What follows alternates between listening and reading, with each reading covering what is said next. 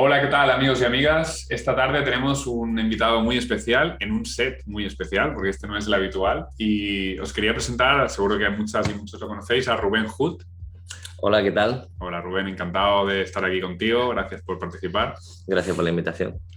Lo primero que yo te quería preguntar es, ¿cómo te hiciste youtuber? O sea, ¿cómo entraste en ese mundillo? Dijiste, esto es lo mío, aquí igual puedo funcionar. A ver, esta es una pregunta que me la hacen bastante. Y claro, el hecho de decidir entrar a YouTube o ser youtuber y más en concreto ser activista, porque al final lo que me Mm, lleva a YouTube es el hecho de intentar pues cambiar las cosas, es precisamente eso, ¿no? O sea, el haber pues sufrido pues, la violencia estructural que ejerce pues este sistema socioeconómico y más en concreto pues explotación laboral en los diferentes sectores en los que he estado trabajando, en el campo, la hostelería, etcétera. Y bueno, esa reflexión de en qué mundo vivo, porque hay mm, gente que, pues, que tiene que levantarse todos los días a las 6 a las 7 de la mañana, porque hay gente que, pues, que es desahuciada, en fin, todo este tipo de preguntas pues, me llevan a entender que hay un problema estructural grave, ¿no? mm. Pues entonces empiezo a informarme, a leer, a documentarme sobre este sistema, sobre el capitalismo y, y claro, mi conocimiento o mi poco entendimiento que tenía en la época quería pues compartirlo, ¿no? Y qué Mm. mejor forma de compartirlo que en redes sociales, que en YouTube, Facebook, etcétera, ¿no? Entonces eso, doy el salto a YouTube principalmente para que otras personas puedan entender en el mundo en el que viven, sencillamente eso. Si tú querías hacer un poco de puente a tus yos del pasado, un poco, ¿no? Exacto. Sí, sí, muy curioso eso. ¿Y qué dificultades te has encontrado a la hora de funcionar? Es decir, ¿es fácil llegar a tener una cierta cantidad de seguidores que te permita al menos subsistir en el mundillo? Pues yo he tenido más fracasos que éxitos. O sea, yo Mm, tuve un primer proyecto de YouTube, era en inglés y se llamaba El Quinto Mono, ¿vale? Y yo hacía como una especie de animaciones y explicaba temas complejos con dibujos, etcétera. Fue un completo fracaso. Fue un fracaso porque no, pues bueno, el material no era el mejor, era sí que es verdad que era gracioso, pero no eran contundentes como al mm, final sí sucedió con Robin Hood, donde entendí más o menos qué tenía o qué no tenía que decir para que un contenido fuera más o menos viral, ¿no? mm. También dentro de la red no solo hice vídeos, hice un podcast, que tampoco fuera muy bien, eh, hasta que llegué a Robin Hood. En Robin Hood empiezo a utilizar un formato inicialmente parecido a Spanish Revolution, o más o menos la base sí que la sacó de ahí, lo que lo llevamos más al plano de la filosofía política. O sea, a mí me Mm. gustaban más los discursos que la actualidad política realmente me sigue gustando más, ¿no? Entonces yo me quedaba encandilado escuchando, por ejemplo, discursos de Julián Guita, ¿no? Mm. Y, y yo decía, bueno, este tipo de contenido falta en la red, ¿no?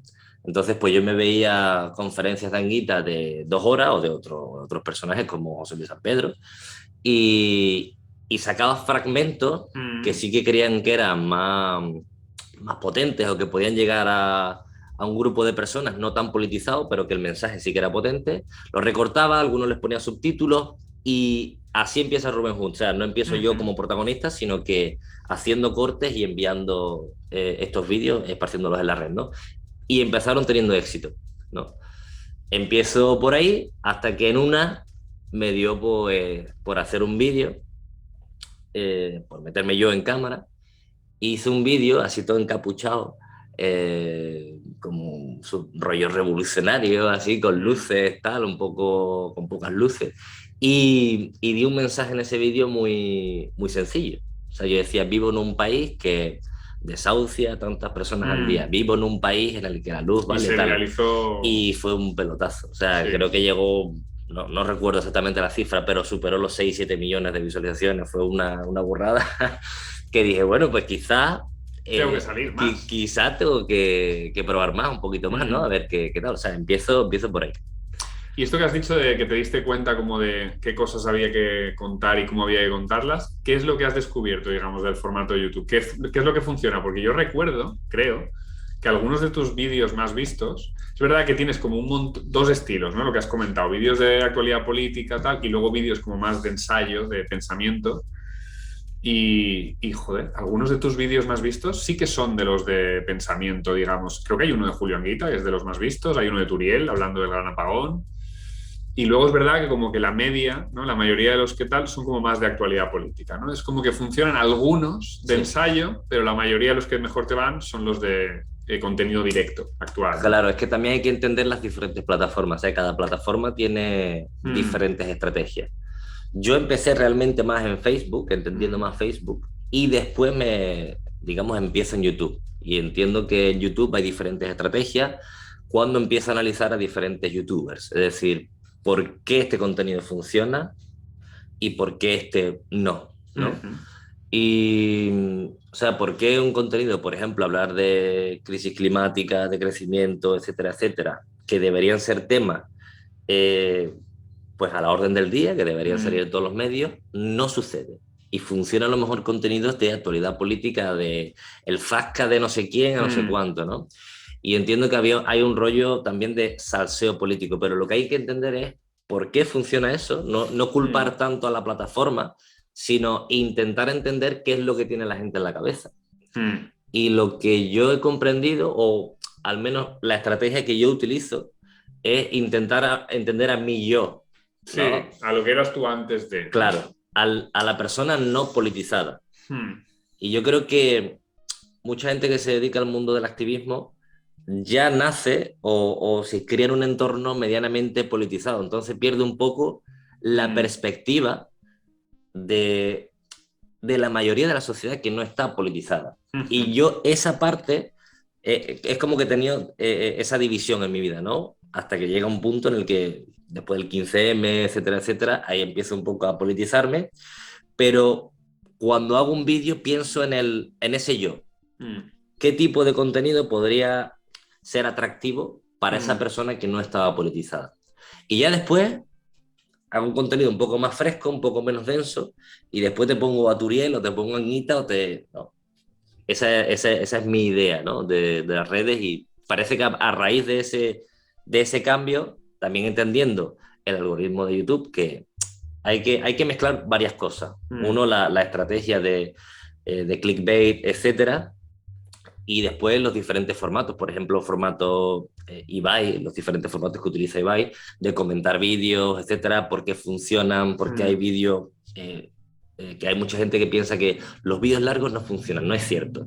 El ejemplo de Turiel en el canal, ¿no? Que es uno de los vídeos más largos que hay, y a día de hoy sigue teniendo reproducciones, o sea, que sigue viniendo gente a visitarlo, ¿no? Yo creo que también intentar entender cómo funciona, qué es lo que quiere YouTube de ti como activista. YouTube lo que quiere al final es hacer dinero. O sea, cómo puedes ser tú productivo y al mismo tiempo mandar un mensaje que llegue a la gente, ¿no? Sí, porque de alguna manera, claro, ahí has tocado un tema que es clave, ¿no? Y es, YouTube quiere hacer dinero. Entonces le interesa que tú permanezcas, bueno, tú no, tú también, que tú hagas muchos contenidos, pero sobre todo que el espectador se quede atrapado, digamos, ¿no? Claro. En una rueda.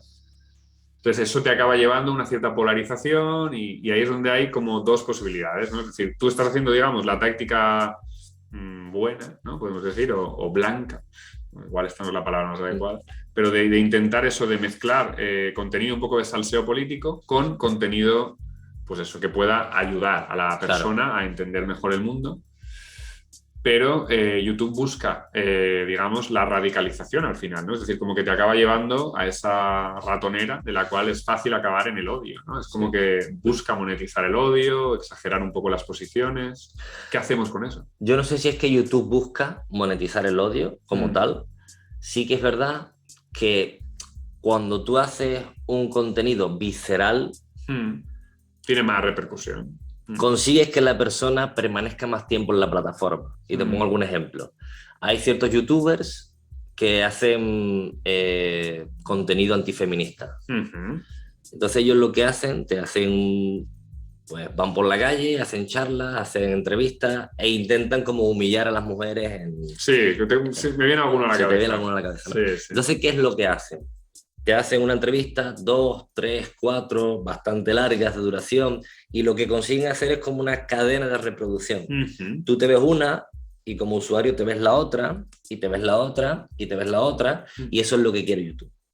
Que tú hagas cadenas de reproducción, que la persona permanezca el máximo tiempo posible dentro de YouTube, ¿vale? Y esto lo consigue mucho la extrema derecha, porque hace contenido muy visceral, aparte también hacen mucho contenido de forma diaria, entonces son productivos a YouTube. Y nosotros, desde nuestro lado, somos mucho más reflexivos, queremos un contenido más matizado, más profundizado, más filosófico, más denso, y yo creo que muchas veces hacemos un contenido para las personas que ya estamos politizadas. Sí, predicar para la parroquia. Entonces, hay que salir. O sea, tenemos que buscar diferentes estrategias e intentar convencer a la gente que no está politizada. Y eso lo consigue muy bien la extrema derecha porque sus discursos son, ya te digo, viscerales, no son muy profundos. Nuestro discurso es más científico, más razonado, más filosófico, pero de todas formas tenemos que intentar ser un poco más, no lo sé, populistas. Sí, sí. Hay que ser un poco más populistas. Un poco ahí. Pero claro, es lo del paladar un poco, ¿eh? Tú te vas acostumbrando al sabor de según qué cosas y si no te lo dan, pues no... Es como que nos han habituado al zasca. La cultura del zasca está como a la orden del día en todas las plataformas y salir de ese bucle hay que hacerlo de alguna manera. O sea, necesitamos también contenido filosófico, razonado, político, porque si no... Claro, hay que buscar un balance, ¿no? Buscar un balance. ¿Y qué hacemos entonces para combatir esa...? Porque ahora la extrema derecha lo tiene mucho más fácil. Es decir, busca un contenido simple, visceral, con 4 consignas que pueden ser hasta bulos, como es el gran porcentaje de los casos, ¿no? Y ya lo tiene medio hecho. En cambio, aquí tenemos que buscar como más el purismo, ¿no? Sí, claro, ese es el problema, porque en mi caso, y te puedo hablar desde mi caso, lo que yo hago es hablar de, por ejemplo, actualidad política. O utilizo figuras que son conocidas por todo el mundo, o sea, que como una especie, intento buscar el hilo común o el personaje público común, porque de esa forma puedo llegar más lejos en mi mensaje, ¿no? Por ejemplo, Pablo Iglesias o Risto Mejide o alguna persona del ámbito público, recoger el mensaje o la actualidad política en torno a ese personaje, porque entiendo que es un personaje conocido y dentro de la plataforma habrá más gente que pueda hacer clic. Ese es el populismo. Y al final del vídeo, pues... Hay que meter un mensajito. Exacto, un mensajito medianamente filosófico, un poquito más elaborado, un poquito más profundo, etcétera. Y eso, claro, intentar trasladar esa estrategia a los diferentes ámbitos del activismo. O sea, al feminismo, al ecologismo, etcétera, etcétera. Intentar ser un poquito populistas para después mandar un mensaje más filosófico, ¿no? Esa sería la idea. Sí, porque de alguna manera hay algo que también como que está ahí a la orden del día, y es que la extrema derecha está sabiendo unirse entre ellos, ¿no? Es decir, saben que son muy parecidos. Pero la izquierda tenemos ese puntito rebelde y crítico que a veces es como que siempre estamos, no, pero es que yo soy más libertario y tú eres más socialdemócrata y yo soy medio marxista y no sé qué dices. Bueno, sí, vale, diferencias, matices, pero, joder, tenemos un enemigo que cada vez tiene más fuerza, que cada vez tiene más espacios. ¿Qué hacemos con eso? Sí. Esa es complicada, esa no sabría, ojalá, me encantaría poder responder a eso, pero es complicado porque, ya te digo, por querer ser los más puristas que se pueda, muchas veces caemos en... Yo muchas veces creo que ese purismo muchas veces toca lo religioso. Sí, un poco sí. El querer agarrarte a una teoría firmemente te puede llevar a soltar argumentos religiosos. Es decir, Estado sí, Estado no, que llevamos desde la primera internacional con este debate, a día de hoy todavía se mantiene y no somos capaces de tirar hacia adelante, crear objetivos comunes, aunque sean dentro del Estado, aún siendo críticos con el Estado, pero entendiendo que el enemigo es mucho más potente que el Estado en este caso. Sí, ¿no? El enemigo es el mercado, el capitalismo, como lo queramos llamar. Exacto, el enemigo al final... Ya el principal. Claro, el principal. Ya después vemos qué hacemos, pero primero tenemos que unirnos por lo menos en puntos comunes, ¿no? Y muchas veces complicado, ¿eh? Yo me llevo muchas críticas, incluso desde, se supone, los que son de nuestro bando, los de la parroquia. Sí, son los maduros. ¿Sabes? No, es que tú de vez en cuando le haces guiño a ciertos partidos políticos y te consideras libertario y tal, ¿no? Como ese purismo de... Pero yo no veo así la política. Yo considero que eso, tenemos un problema muy grave con la crisis climática, crisis energética, crisis política, o sea, crisis económica. Y yo no estoy para purismo. O sea, no hay que estar para Hay purismo. que hacer popurismos, ¿no? Hay que estar... Sí, sí, sí. Hay que buscar una fórmula que sea más amplia Claro, que lo que se ha hecho hasta ahora, porque lo que se ha hecho hasta ahora no ha funcionado. Esto claro, es una obviedad. sí.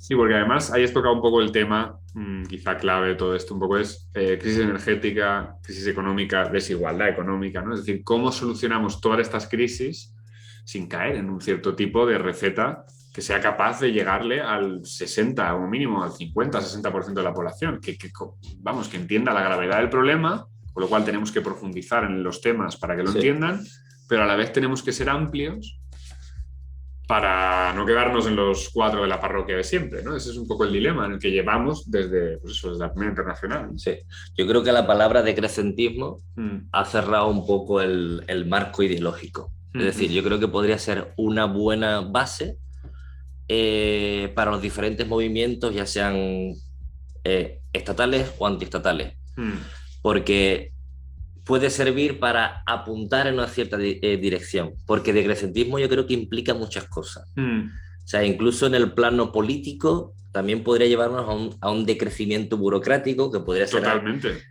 Podría ser atractivo para los movimientos de base, ¿no?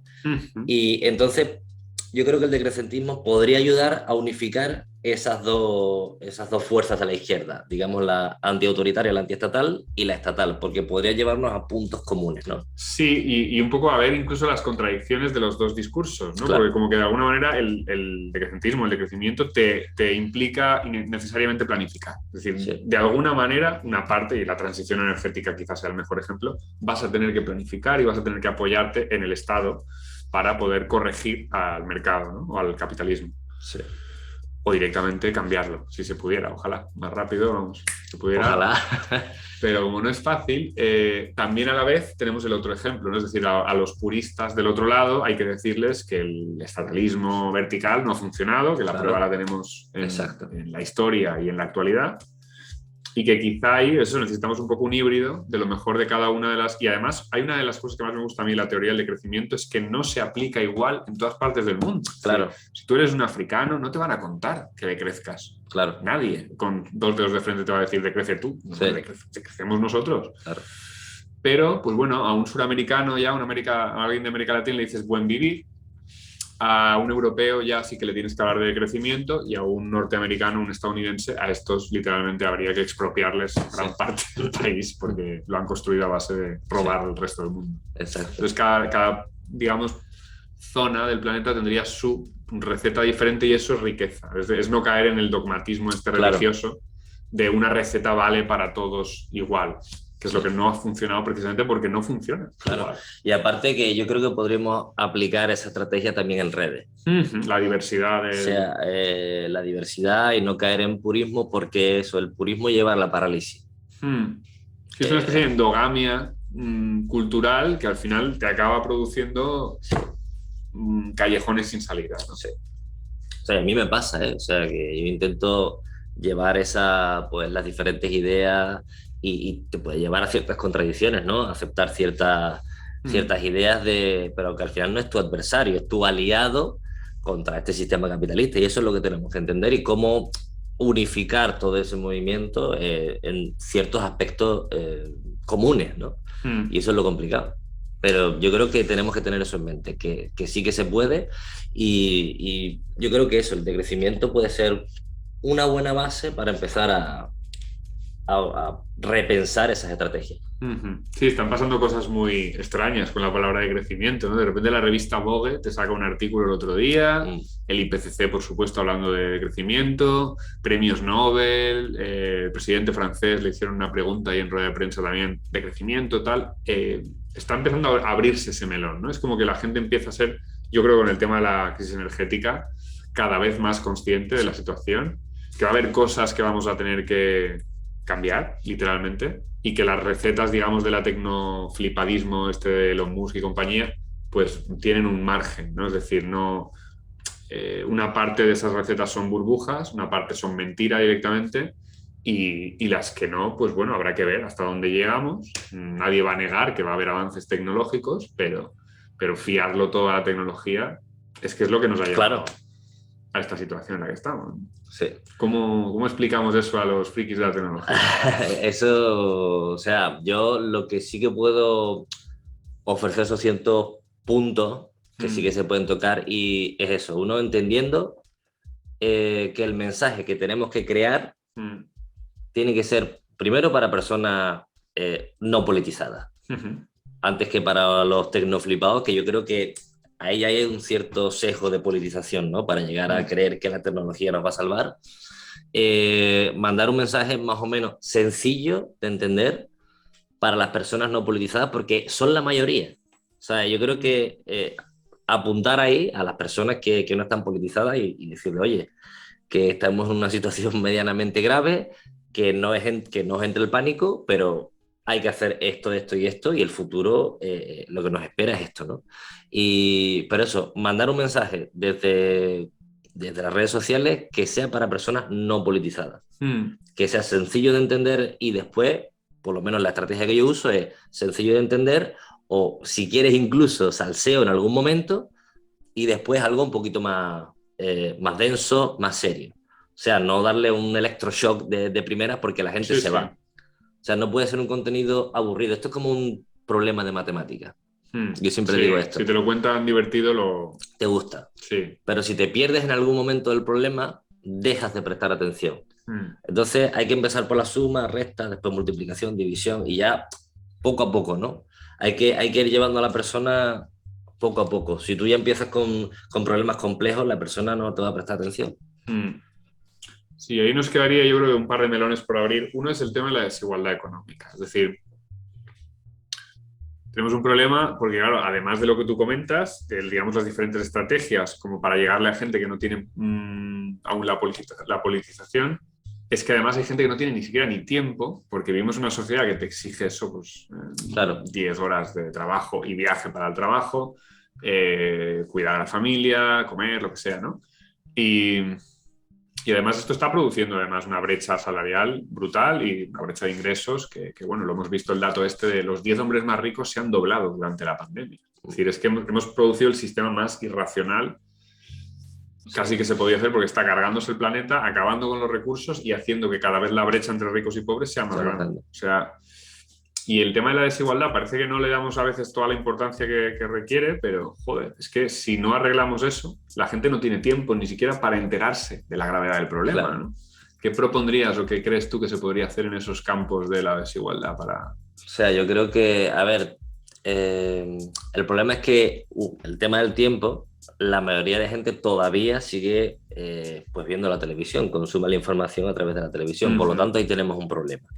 Tenemos un problema porque ellos controlan la información de algún modo. Sabemos que detrás de estos medios de comunicación están las grandes empresas. No hay más que ver un telediario de Antena 3, por ponerte una cadena. Por lo tanto, es complicado meter mensajes de decrecimiento, etcétera, o de desigualdad en este tipo de entornos. Pero enfocado en redes sociales sí que se pueden hacer cositas, desde creación de vídeos, como en mi caso en mi canal, también contenidos más de menor duración, como los Reels, de 1 minuto. Hay personas que hacen Reels muy amenos, muy rápidos y te tiran toda la información ahí en 1 minuto y te lo hacen súper divertido, ¿no? Pero siempre teniendo presente eso, la base, de cómo convencer a personas no politizadas. O sea, porque yo creo que ese es el error que cometemos muchas veces. Cuando tiras un mensaje, parece que lo haces para ti mismo. No hagas el mensaje para ti mismo. O sea, piensa en una persona, yo qué sé, en tu primo, en tu hermano, en tu tío, en esa persona que no está en tu posición, porque una persona que ya crea contenidos porque ya tiene una cierta reflexión, ya tiene una cierta politización, tiene un estado mental y de pensamientos y de argumentos, etcétera, que no la va a tener esa persona. Porque, por lo que tú decías, porque no tiene tiempo, porque no ha venido nadie a decirle, oye, pasa esto, porque, en fin, por diferentes motivos, ¿no? Entonces, pensar siempre en esa persona. ¿Cómo puedo hacer un contenido que poco a poco vaya llegando a esta gente? ¿No? Entonces, yo siempre apunto ahí. Sí, y ahí me viene a la cabeza el caso que tuviste tú con Pablo Motos, tu querido amigo Pablo Motos, ¿no? Es decir, cuando ocurre un beef de estos, digamos, hay dos posibilidades, ¿no? También tú puedes salir ganando un poco, aunque Claro. sea en ese beef, aunque Sí, sí. sea repercusión y tal.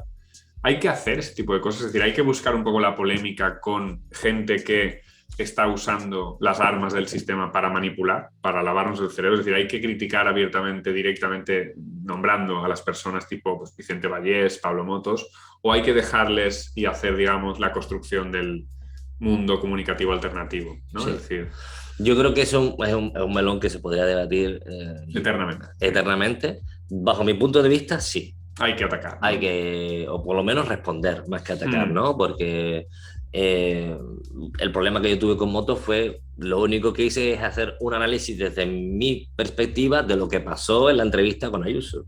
O sea, el masajito a Ayuso. El masajito a Ayuso, que yo en ningún momento ataqué a Pablo Motos como tal. Lo que le dije fue precisamente eso, que le había hecho un masaje mediático y que solo tenía que comparar la entrevista con Ayuso y Pablo Iglesias años antes. Nacieron el mismo día, del mismo año.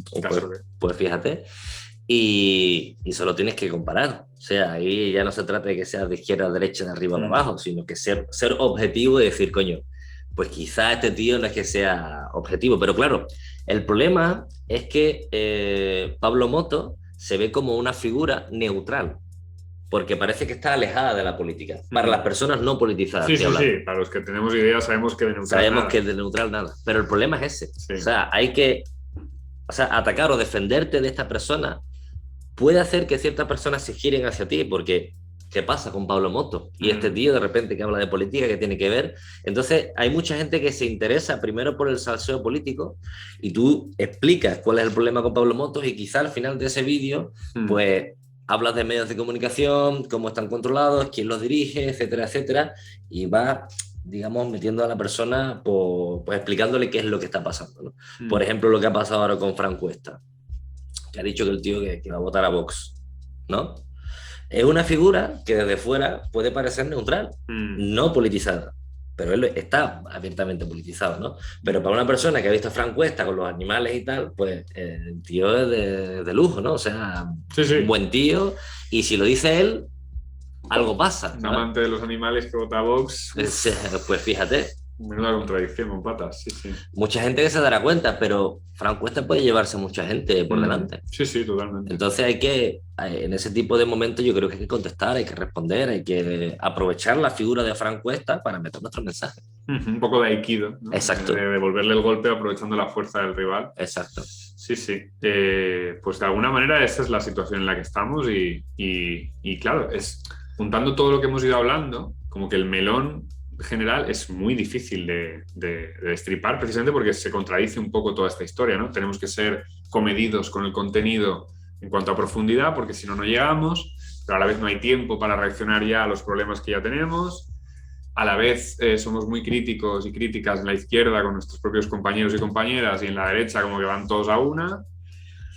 Es decir, ahí es donde está un poco el lío, ¿no? De cómo salir del laberinto y parece como obvio que la única solución es un poco buscar la cooperación entre personas que publiquéis contenidos similares y enlazaros y apoyaros y generar estructuras como de apoyo mutuo. Claro, yo creo que eso ya se está haciendo, por lo menos estamos intentando empezar a colaborar entre nosotras por ese mismo motivo.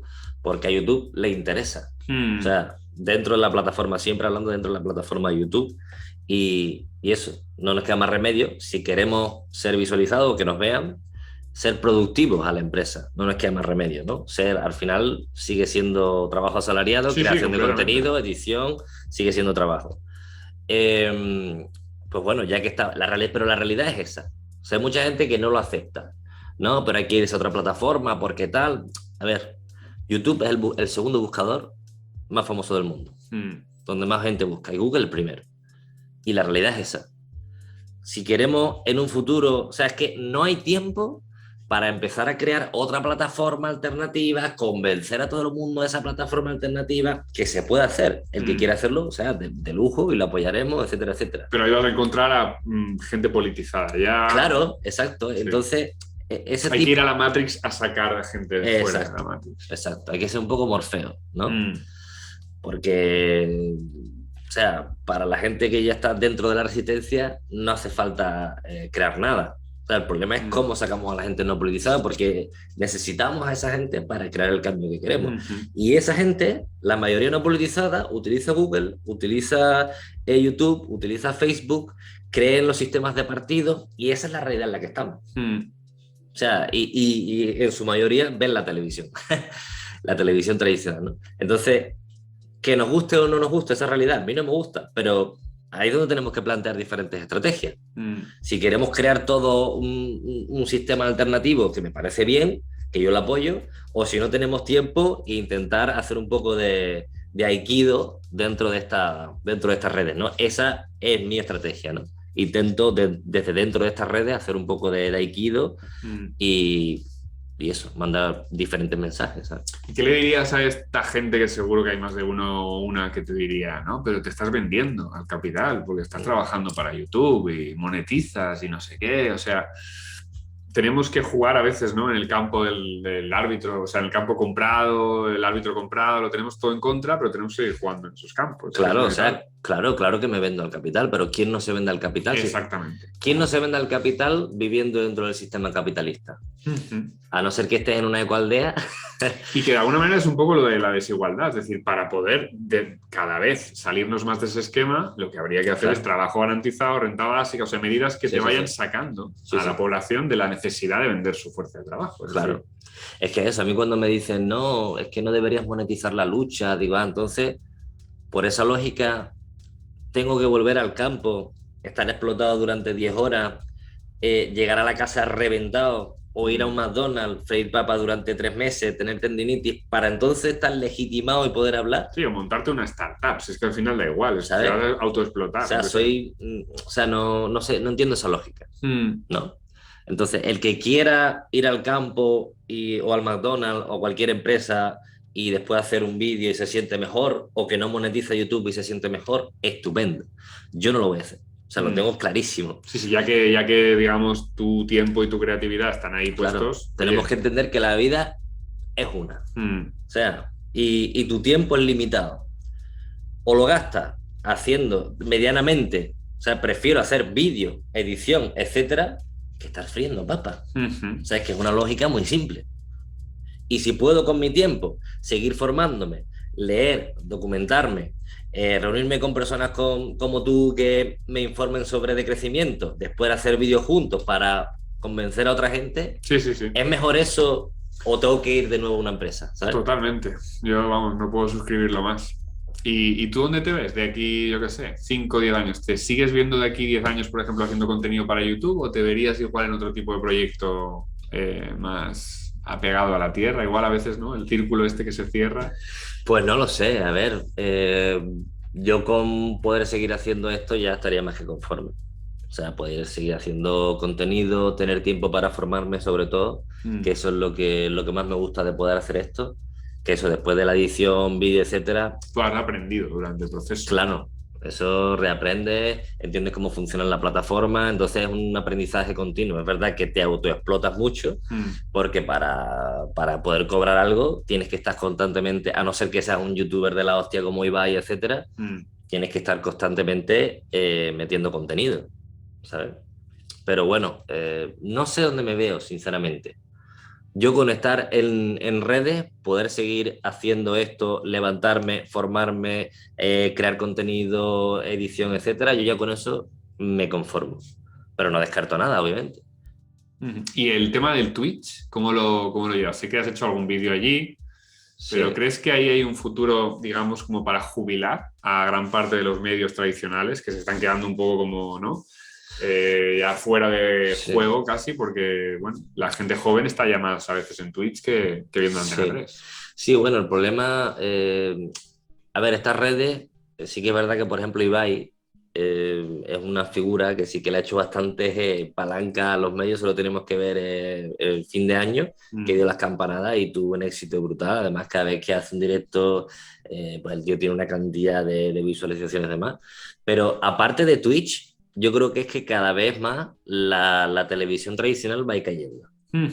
Yo creo que, además, que alguien me corrija, pero creo que la evidencia es esa, está cayendo ya. Que los datos van hacia abajo y yo creo que a ver quién va a ser la plataforma que aglutine a esas personas que empiezan a trasladarse o que ya directamente no utilizan la televisión, como es mi caso.